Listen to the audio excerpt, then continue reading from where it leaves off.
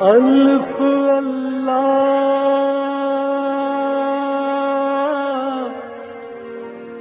چمبے دل بوٹی میرے من وچ مرشد لائی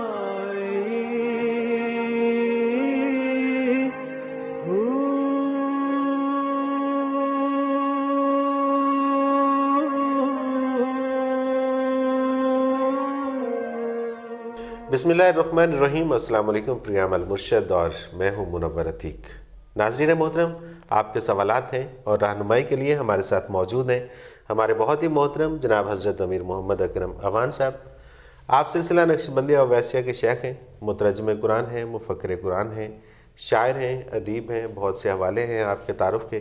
حضرت جی بہت شکریہ، آپ نے ہمیں وقت دیا۔ حضرت جی پہلا سوال شامل کرتے ہیں پروگرام میں۔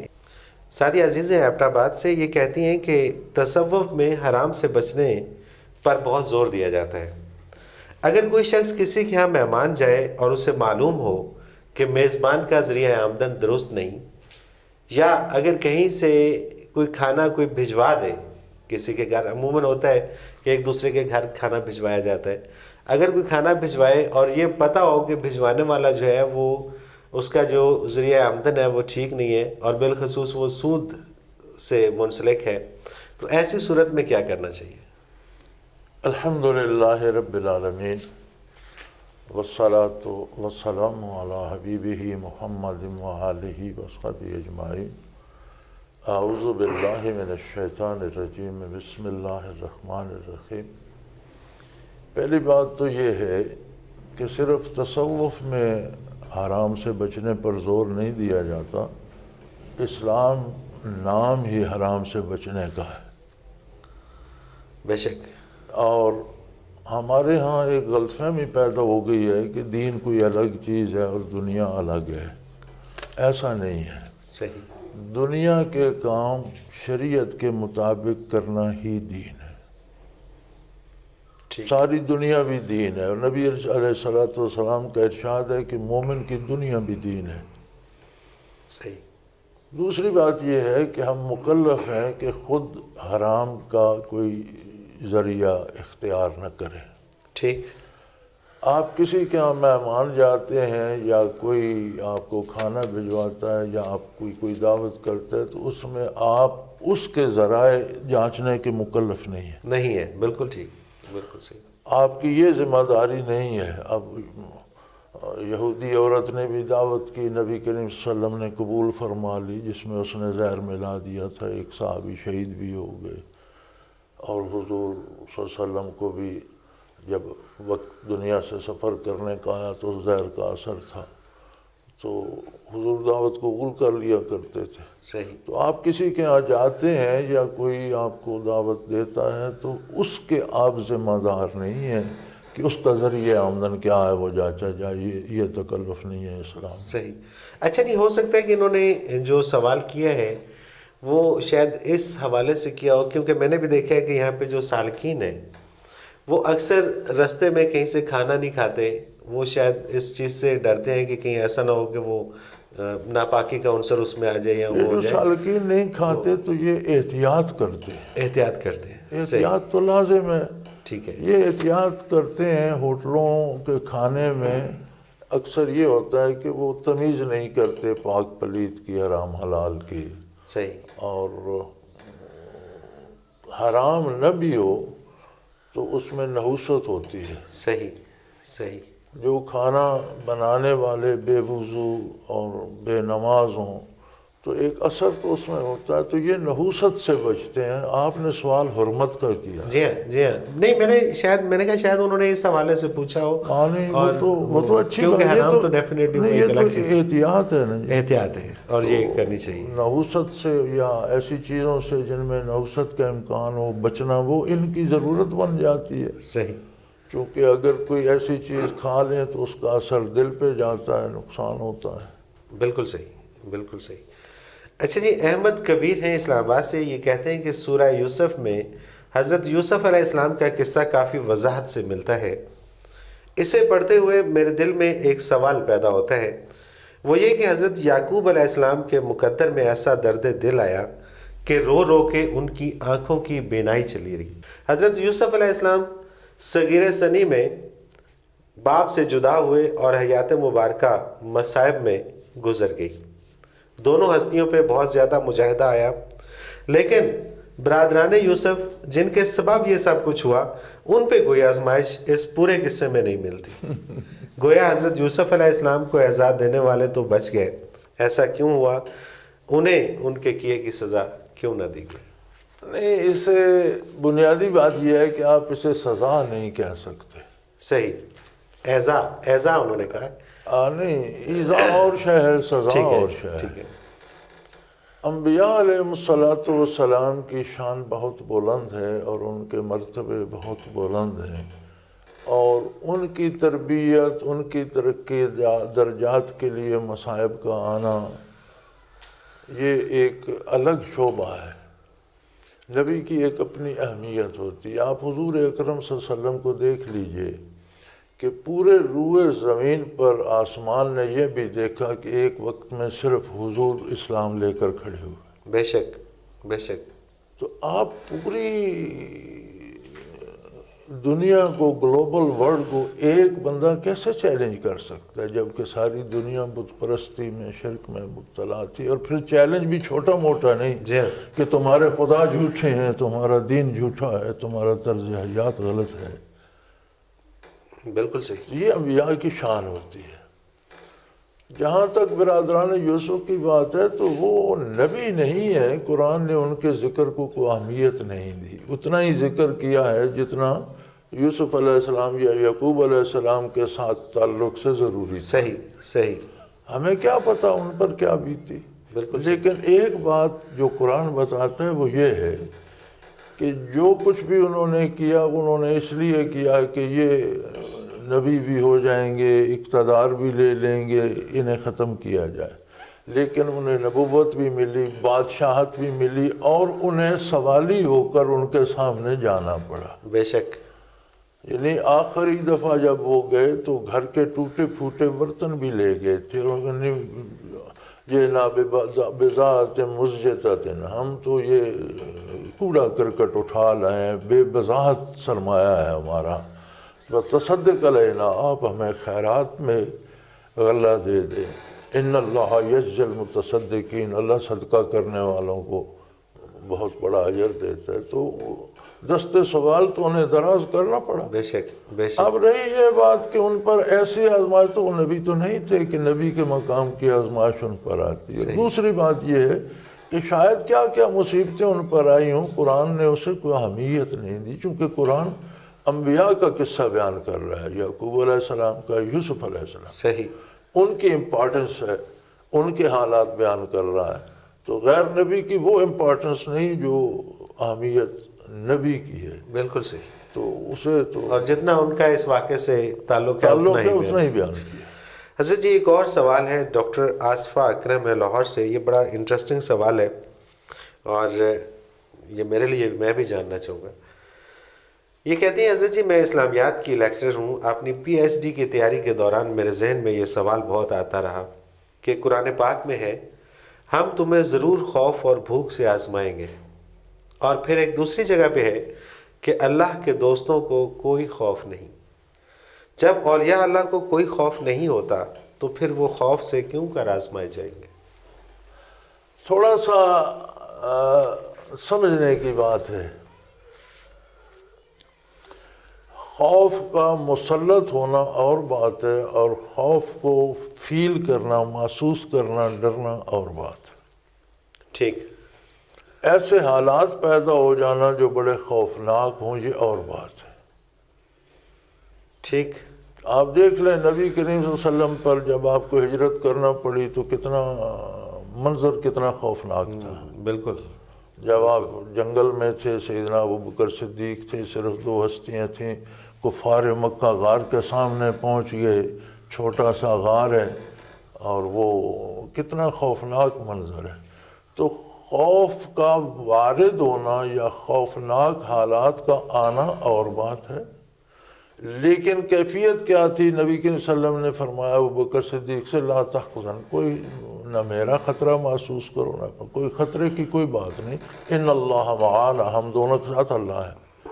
سبحان اللہ، یعنی سبحان اللہ، حالات اہل اللہ پر بھی آتے ہیں لیکن وہ ان سے وہ خوف محسوس نہیں کرتے جو ایک عام آدمی کرتا ہے۔ بالکل صحیح، ان کی وہ کیفیت نہیں ہوتی جو ایک عام آدمی کی ہوتی ہے، ان کا اعتماد اللہ پہ ہوتا ہے اور وہ اس خوفناک منظر سے ڈرتے نہیں، ان کی طبیعت اس سے پریشان نہیں ہوتی، ان کو سکون رہتا ہے۔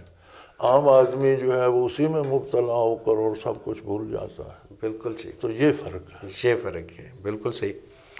حضرت جی نادیہ متی اسلام آباد سے یہ کہتی ہے مولانا صاحب، اللہ کریم نے شیطان کو ہماری نگاہ سے پوشیدہ بھی رکھا، پھر ہمارے قلوب میں برے خیالات ڈالنے کی طاقت بھی دے دی، اور پھر ہمیں منع بھی فرما دیا کہ اس کی بات نہ مانیں۔ تو یہ سب کچھ سمجھ میں نہیں آتا۔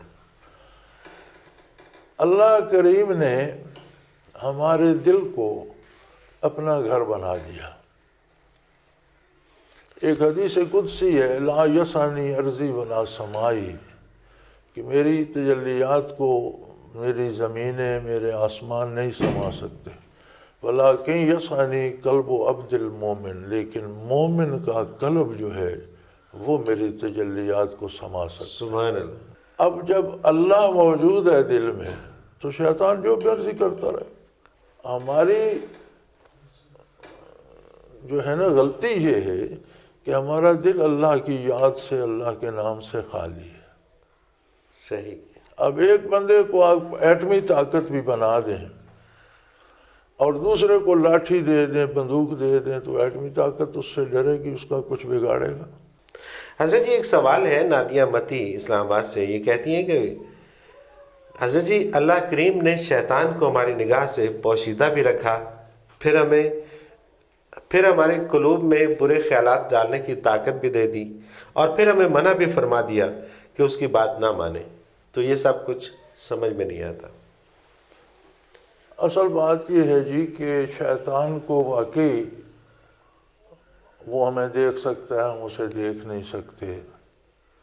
وہ ہمارے خون میں شامل ہو کر دوڑ سکتا ہے، ہمارے دل میں خیالات القاء کر سکتا ہے، لیکن اللہ کریم نے جو طاقت بندے مومن کو دی ہے وہ بہت زیادہ ہے۔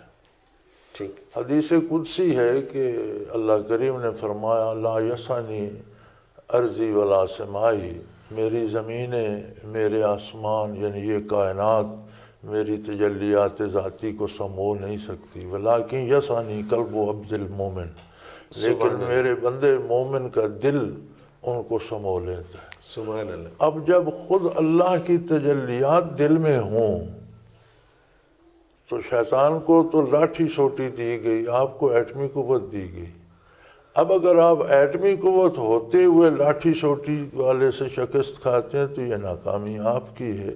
بالکل صحیح۔ قدرت نے تو آپ کے ساتھ بہت عنایت سے کام لیا، اور ہماری مصیبت یہ ہے کہ ہمارے دل اللہ کی یاد سے اور اللہ کے نام سے خالی ہیں۔ اور یہ وہ شعبہ ہے کہ قرآن کریم نے جس حکم کو سب سے زیادہ دہرایا ہے، میرے خیال میں 36 دفعہ غالباً براہ راست حکم آتا ہے کہ اللہ کا ذکر کرو، اور کوئی 750 مرتبہ بالواسطہ۔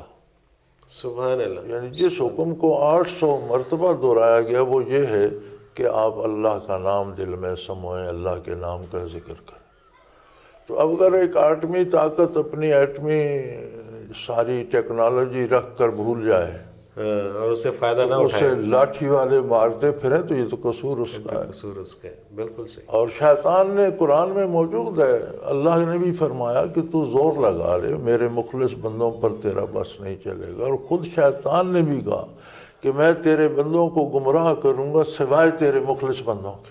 صحیح، مطلب اس کو بھی احساس ہے کہ یہ مخلص اس بندے کو بھی نہیں، پتہ ہے کہ جس کے دل میں اللہ کا نام ہوگا میں اس کا کچھ نہیں بگاڑ سکتا۔ پھر اس کے ساتھ پھر مزید جو رعایت اللہ کریم نے دی وہ یہ ہے کہ کبھی بھولے بھٹکے غلطی سے اللہ کی یاد بھول جائیں اور شیطان کی بات مان لیں تو توبہ کر کے واپس آ جائیں۔ سبحان اللہ، سبحان اللہ۔ اور اس توبہ کے لیے کوئی قید نہیں رکھی کہ چھوٹا گناہ ہو یا بڑا ہو، بلکہ حدیث شریف کا مفہوم ہے کہ اگر زمین آسمان کو گناہوں سے بھر دیں تو اس کی معافی کے لیے توبہ کافی۔ اللہ اکبر، سبحان اللہ۔ بڑی رعایتیں بھی دیں، بڑی سپورٹ بھی کی، لیکن اگر ہم خود ہی اللہ کی یاد کو بھول جائیں تو پھر قصور تو ہمارا ہے۔ پھر ہمارا قصور۔ ناظرین محترم، اگر آپ بھی اپنا کوئی سوال ہمیں بھیجنا چاہیں تو اسکرین پہ ہمارا ایک نمبر بار بار ابھرتا ہے، اس کو نوٹ فرما لیجئے، 033349555021۔ اس پہ ہمیں آپ میسج کر سکتے ہیں، اپنا کوئی بھی سوال ہمیں میسج کیجئے، آپ کا سوال ہم پروگرام میں شامل کریں گے۔ اور اسی طرح سے اگر ہمیں میل کے تھرو آپ اپنا سوال بھیجنا چاہیں تو ای میل ایڈریس اسکرین پہ موجود ہے، نوٹ کر لیجئے، questions@almurshid.tv۔ اس پہ آپ ہمیں ای میل کے ذریعے اپنا سوال بھیج سکتے ہیں، وہ سوال ہم اس میں شامل کریں گے پروگرام میں اور رہنمائی لیں گے حضرت صاحب سے۔ ایک مختصر سا کمرشل بریک، اس کے بعد حاضر ہوتے ہیں، ہمارے ساتھ رہیے گا۔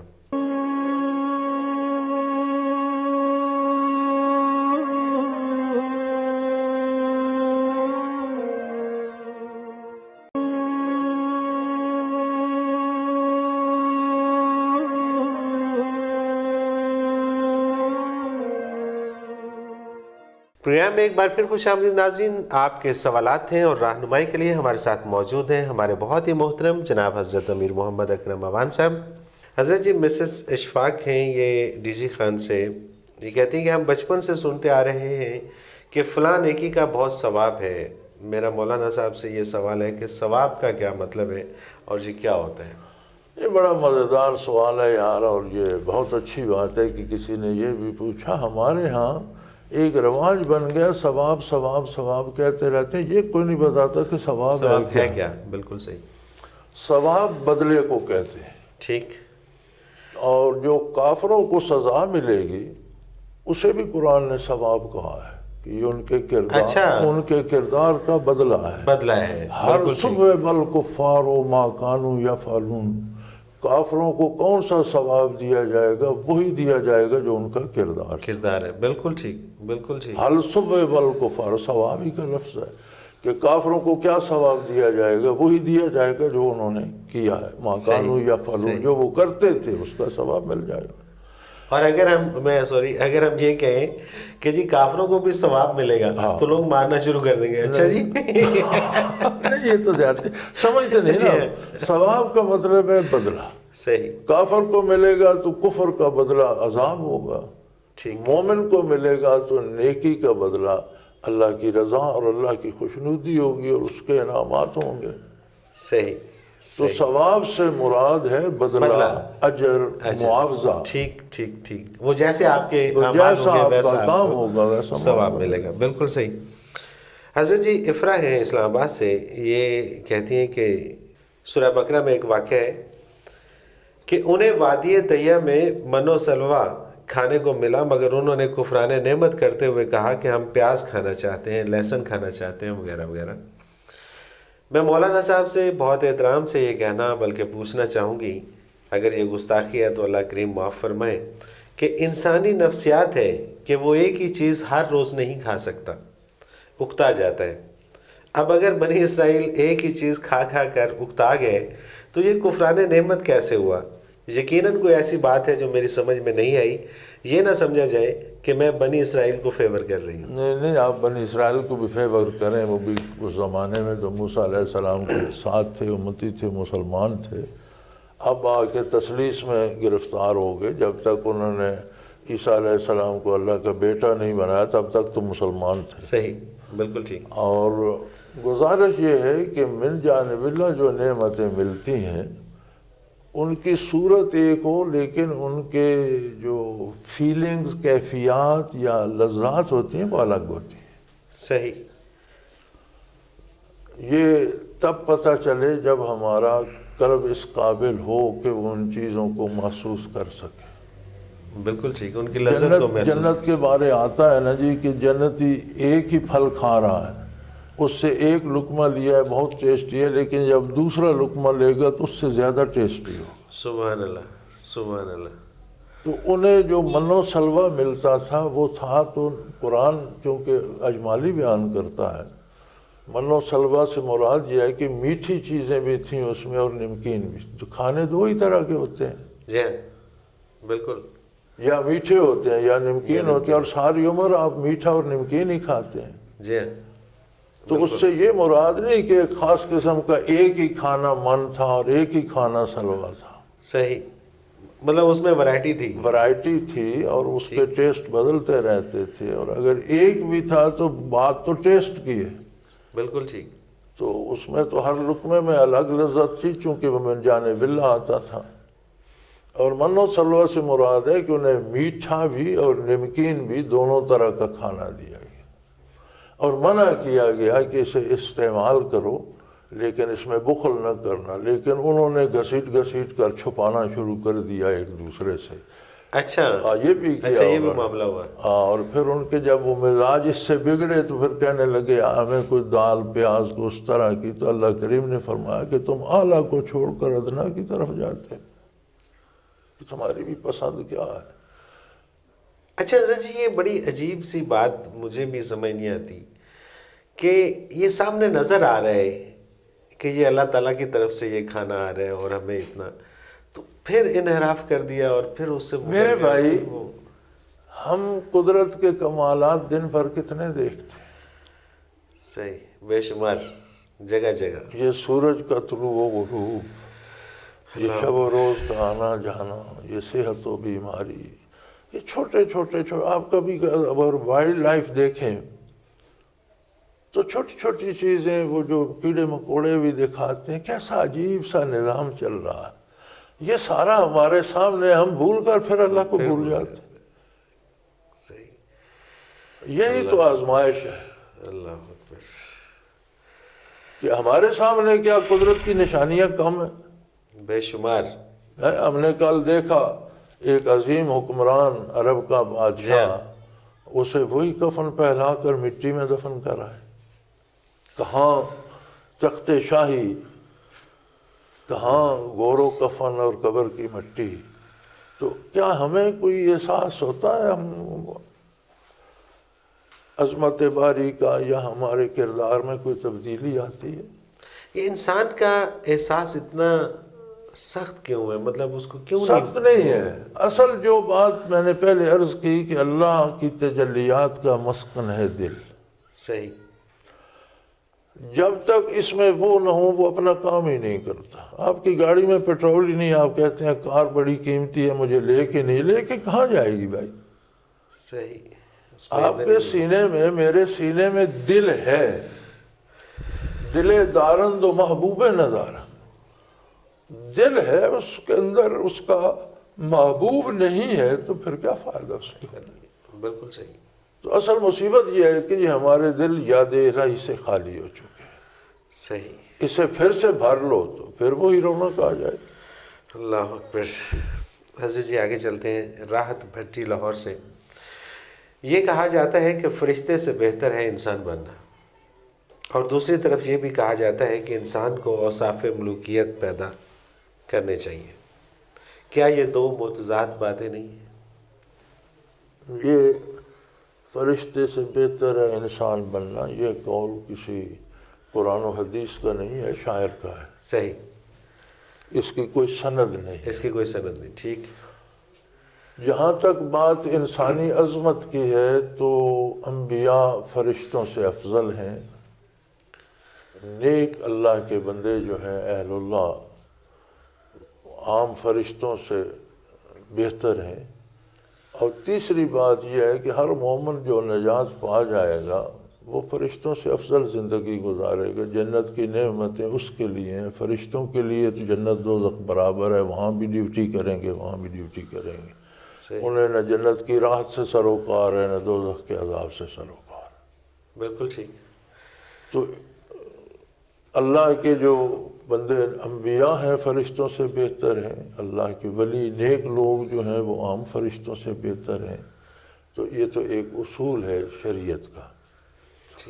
اچھا, اس میں ایک بات جو بھی, یہ عام فرشتے اور خاص فرشتے یہ کیا ہے؟ ہاں, خاص فرشتے فرشتوں کے بھی سردار, جیسے جبرائیل امین, اسرافیل, یا دوسرے جو عام فرشتے ہیں ان کے درجات الگ ہیں، ہیں، درجہ بندی ہے نا، اچھا وہاں بھی درجہ بندی ہے نا، بالکل صحیح، وہاں بھی عام بھی ہیں، خاص بھی ہیں، اخص الخاص بھی ہیں۔ اچھا اس میں وہ ان کا کہنا ہے کہ انسان کو اوصاف ملوکیت پیدا کرنا ہاں چاہیے۔ بالکل، اوصاف ملکویت سے مراد یہ ہے جیسے آپ روزہ رکھتے ہیں، صحیح، اب نہ کھانا نہ پینا یہ فرشتے کی صفت ہے، ٹھیک ہے، آپ نے اختیاری طور پر جب اللہ کے حکم سے ایک وقت سے ایک وقت تک حلال کھانا پینا بھی چھوڑ دیا تو یہ آپ میں ایک فرشتے جیسی صفت آ گئی۔ ان اوصاف کو اوصاف ملکوتی کہتے ہیں۔ اسی طرح جب آپ نماز پڑھتے ہیں تو کائنات سے کٹ کر صرف اللہ سے یکسو ہو جاتے ہیں، اب یہ فرشتے کی صفت ہے کہ اسے دنیا کی دو عالم کی پرواہ نہیں ہے، اس کا کام ہے جو اللہ کا حکم آئے اس کی تعمیل کرے۔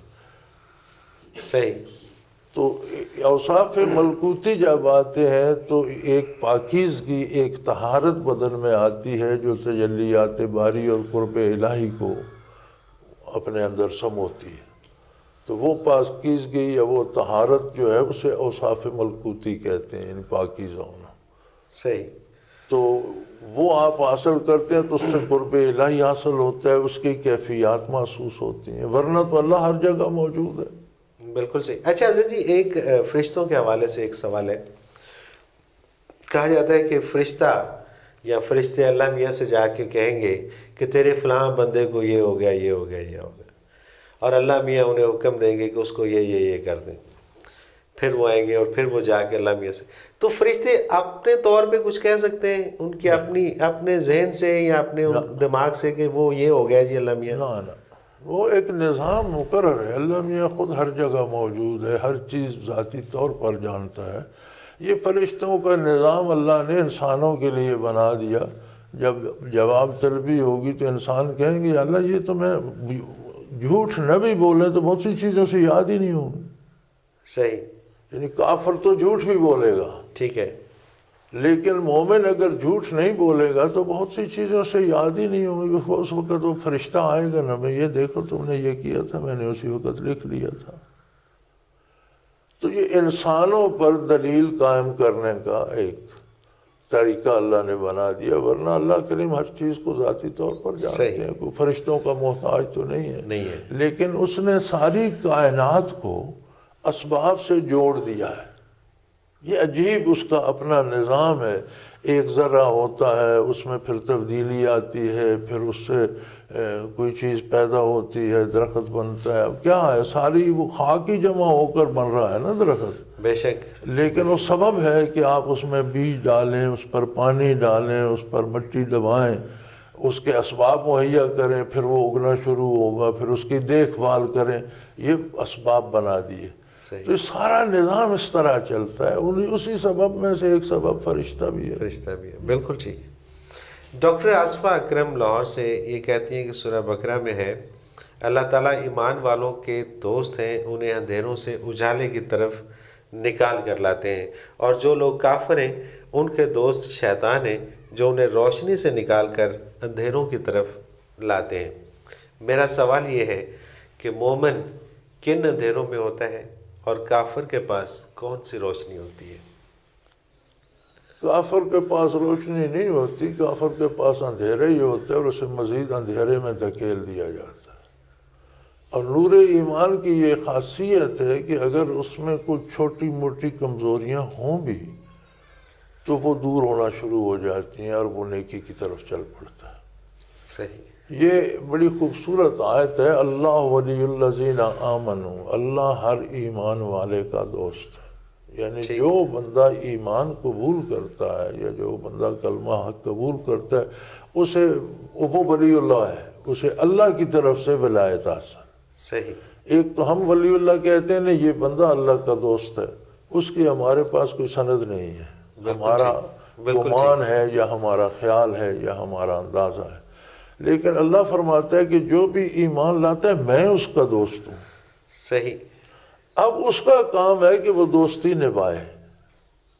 ٹھیک، اللہ کی طرف سے دوستی کی سند مل گئی، بالکل صحیح۔ اب اس کا کام ہے کہ وہ دوستی میں خلل نہ ڈالے، اس کی مرضیات کے خلاف نہ جائے، اس کی پسند کے خلاف نہ جائے، اس کی حکم عدولی نہ کرے۔ تو یہ جو حکم عدولی نہ کرنا جو ہے، جو کمیاں کمزوریاں وہ ظلمات ہیں، جو اطاعات اور نیکیاں ہیں یہ نور ہیں۔